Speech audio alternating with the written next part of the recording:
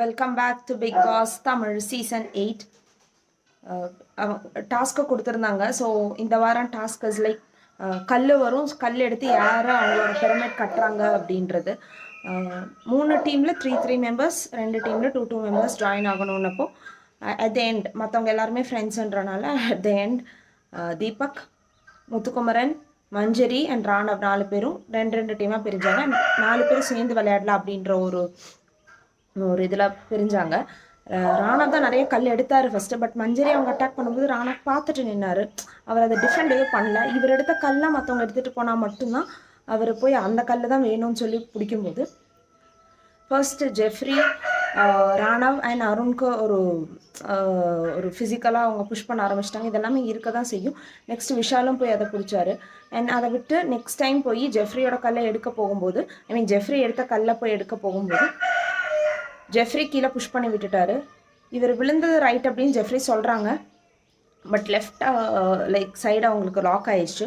So அதுக்கு அழுகும் போதே எல்லாருமே இதெல்லாமே ஆக்டிங்ட்டே தாங்க.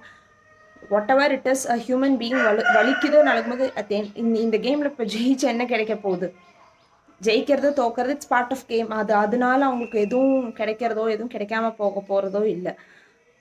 அவர் உள்ளார போனார். வந்தப்போ பெயின் கில்லர் கொடுத்துருக்காங்க. ஐஸ் பேக் வைக்கணும். ஜெஃப்ரியும் போய்ட்டு என்னாச்சு, பெயின் கில்லர் கொடுத்தாங்களா அந்த மாதிரி இவர் பொய் சொல்கிறாரு அப்படின்றத ஃபிக்ஸ்டாக ஒரு ஐஸ் தான் வைக்க போகிறாங்க. அவனுக்கு இருக்குது, சாட்டர்டே அப்படி இருக்குது இப்படி இருக்குன்னுலாம் சொன்னாங்க. ஆனால் லெகமெண்ட் டேர் ஆயிருக்கு அவருக்கு. லெகமெண்ட் டேர் ஆயிடுச்சுன்னு சொல்லும்போது தான் இவங்களுக்கு அது ஃபீல் ஆகுது. ஸோ ஒருத்தவங்களுக்கு அது லெகமெண்ட் டேர் ஆகி இல்லை அது ஏதோ ஒரு இன்ஜுரி ஆனதுக்கப்புறம் தான் ஃபீல் பண்ணுறாங்க. ஜஸ்ட் அ பெயின்னாலும் it's a pain for that person அப்படின்றது.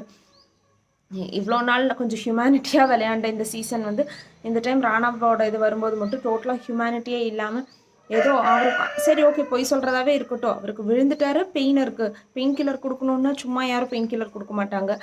அந்த ஒரு பேசிக் ஒரு ஹியூமனிட்டி இருந்திருக்கலாம். அதை தான் மஞ்சரியும் முத்துக்குமரனும் சொல்ல ட்ரை பண்ணாங்க. அதையும் அப்படியே நாங்கள் சாரி ஹோல் ஹார்ட்டடாக சொன்னோம், fine what ever it is.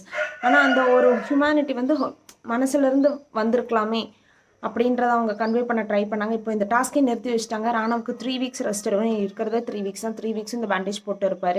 Ticket ஃபினாலையெல்லாம் விளையாட முடியும்னு தோணலை. ஏன்னா அவர் விளையாண்டாருன்னா கூட இருக்கிறவங்களும் ரொம்ப கான்ஷியஸாக விளையாடணும்.